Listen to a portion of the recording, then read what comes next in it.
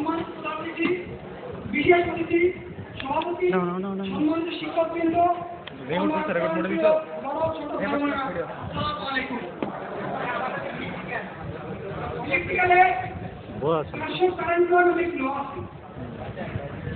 কথা হলো একটি নোটে যে কোনো কারেন্ট প্রবেশ করে সে পরিমাণ কারেন্ট টিকে হয়। আমাদের বিদায় অনুষ্ঠানটা হল সেরকমই একটি অনুষ্ঠান, নতুনের বড় পুরাতনের বিদায়।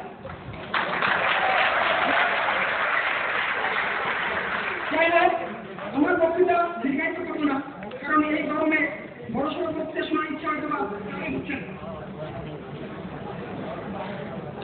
আজ এমন একটা দিন যেদিন বিদায় হচ্ছে এমন সব বড় ভাই বোনদের, যাদের আদর্শ যেমন প্রতিনিয়ত অনুপ্রেরণা দিয়েছে তেমনই এগিয়ে যেতে সহায়তা করছে। আমরা মা বাবাকে যখন গার্জিয়ান হয়ে ক্যাম্পাসে প্রবেশ করি তখন আমাদের মাথার উপরে ছায়া দাঁড়িয়েছিল এইসব হয়তো এ পর্যন্ত পৌঁছানো সম্ভব হতো না তাদের ছাড়া। কিন্তু প্রকৃতি কি হবে, পাওয়ার যেমন বসে না থেকে সমগ্র বাংলাদেশে বা সব জায়গায় ছড়িয়ে পড়ে, আমাদের বড় ভাই বোনেরাও এর ব্যক্তিগত হয়। আমেরিকান পোয়েট রবার্ট ফ্রস্ট বলতে হয়, "The woods are lovely, dark and deep, but I have to be just to keep, and miles to go before I sleep, and miles to go before I sleep." জাতীয় জর্দালিকা পরে গা বসিয়ে ধ্বংসের অত অপর চলে যাচ্ছে, কিন্তু আমাদের বড় ভাইয়েরা যেন বুয়েটের এই গণ্ডি পেরিয়ে সমগ্র দেশ যেন জাতির জন্য কাজ করে বুয়েটের মান সম্মান অক্ষুণ্ণ রেখে যেন উত্তর বৃদ্ধি করতে পারে, সেটাই আমাদের কামনা।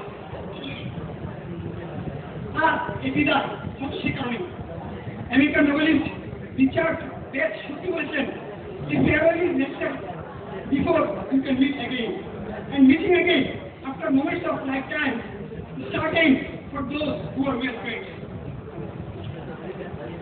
বড় ভাইকে আমাদের অনেক প্রত্যাশা, তখন সত্যি ভালো লাগে যখন শুনি আমাদের নাসা, মাইক্রোসফট, বেলজিয়ামে সকলভাবে তাদের অবস্থান করে।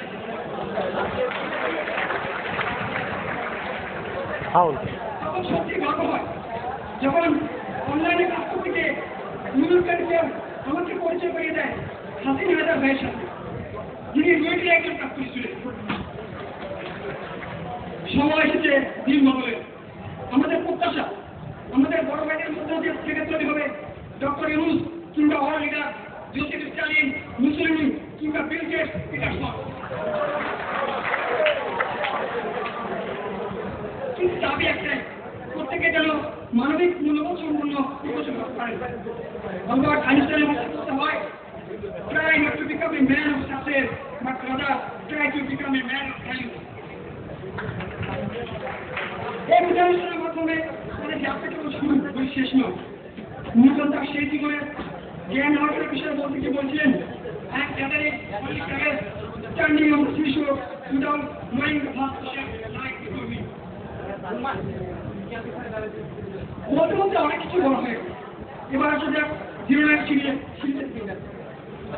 বিদায়ের বিষণ্ণতা যখন আমাদের আধার করে ফেলল, তখনই ক্যাম্পাস আলোকিত করে আবির্ভাব হলো আমাদের যেভাবে হেল্প করছিল বা খুশি লাগিয়েছিল, আমরা হয়তো সেভাবে না পারবো।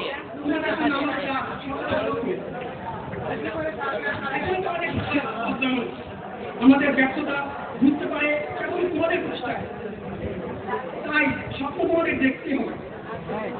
ইন্ডিয়ার সাবেক প্রেসিডেন্ট এপিজে আব্দুল কালাম বলেছেন, "Dream is not what you see in sleep, but dream is dream which does not let you sleep."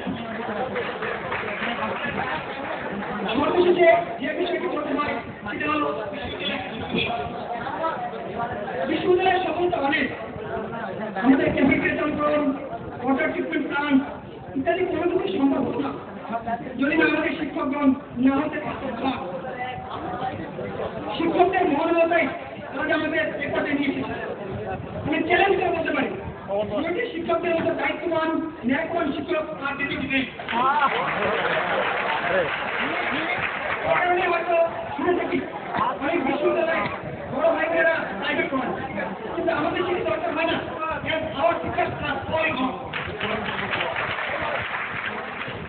অনেক সমস্যার সমাধান হলেও যে সমস্যাগুলো এখনো সমাধান হয়নি তার মধ্যে উল্লেখযোগ্য হলগতি ইন্টারনেট সংযোগ। হলগতি ইন্টারনেট সংযোগ না থাকায় আমাদের ব্যবহার করতে হচ্ছে মোবাইল ফোন কোম্পানিগুলো দেওয়া এক্সপেন্সিভ ইন্টারনেট সার্ভিস, যা সাধারণ স্টুডেন্টদের পক্ষে প্রায় অসম্ভব।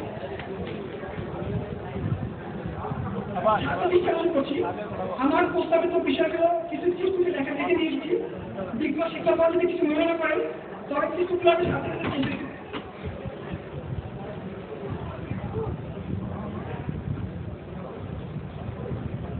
দ্বিতীয় যে বিষয় সেটি হলে আমাদের লাইব্রেরি টাইম। ক্লাস টাইম শেষ, লাইব্রেরি টাইম শেষ। সুতরাং ক্লাস করতে না লাইব্রেরি লাইব্রেরি বন্ধ হওয়ার সময় মিনিমাম রাত 8টা পর্যন্ত করা উচিত।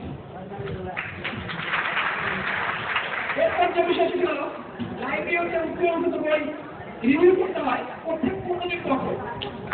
15 দিনের বেশি হলে পরিমাণ কিন্তু একটা স্টুডেন্ট বই নিয়ে শুধু কি রিভিউ করবে না পড়া করবে?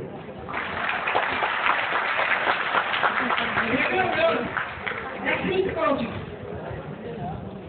চতুর্থ বিষয়টি হলো ডিজিটাল লাইব্রেরি। আমাদের অনেকগুলো স্বপ্ন রয়েছে একটি ডিজিটাল লাইব্রেরি, যেটির কাজ অথবা ছাত্রের চেষ্টায় অনেকটা এগিয়ে গেছে। আর একটু চেষ্টা করলে হয়তো লাইব্রেরি আমাদের দিকে যাওয়া সম্ভব হবে। পঞ্চমটি হলো ইন্ডাস্ট্রিয়াল টুল। মেকানিক্যাল ডিপার্টমেন্ট যদি ইন্ডাস্ট্রিয়াল টুল করতে পারে তবে আমরা কেন পারবো?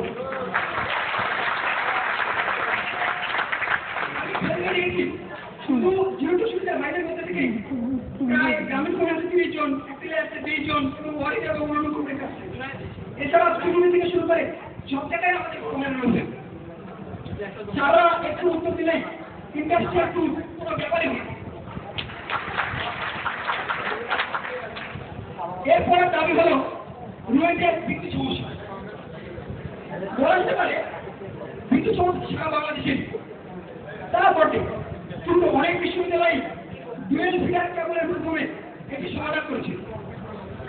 আমাদের বিশ্ববিদ্যালয়ে সম্ভব, তখন আর পাওয়ারের কারণে লেখাপড়া করতে হবে না।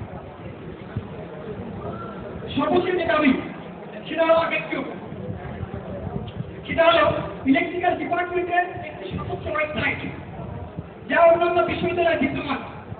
এই সাইটটি করার জন্য যত সাহায্য প্রয়োজন আমি করতে রাজি আছি। আপনার বিষয় হলো গভর্নমেন্টের সাথে বিষয়টি আলোচনা করলে তিনি আমাকে সাহায্য করার আশ্বাস দেন। আরেকটু সাহায্য করলেই হয়তো বা পরবর্তী এরকম অনুষ্ঠানেই সাইটটি উদ্বোধন করা সম্ভব হবে। সাইটটিতে আমাদের syllabus, teachers information, notice, forum chat, blog ইত্যাদি থাকবে। এছাড়া সব স্টুডেন্টের কন্ট্যাক্ট ইনফরমেশন থাকবে।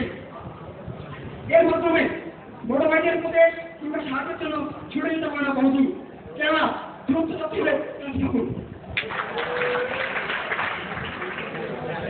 তখন আর বাইরে কথা বলতে হবে না, আমাদের ওয়েবসাইটে লাভ নেই, কারণ it is construction, no syllabus, no information and server is down all time. এই সাইটের মাধ্যমে আমাদের ডিপার্টমেন্টের একটি অ্যালামনি অ্যাপ্লিকেশন করা সম্ভব হবে। বলতে বলতে অনেক কিছু বলা হয়ে গেল, মনের অজান্তে জ্ঞানের অভাবে হয়তো অনেক ভুল হয়েছে। সম্মানিত শিক্ষকবৃন্দ অবশ্যই সেটা সমস্যা দৃষ্টি দেখবেন। যাই হোক, যেখানে সমস্যা সেখানে সফলতা। প্লেটোর স্টুডেন্ট যদি অ্যারিস্টটল হতে পারে তবে মর্তুজাসা গফরসার স্টুডেন্ট আমরা কেন অ্যারিস্টটল?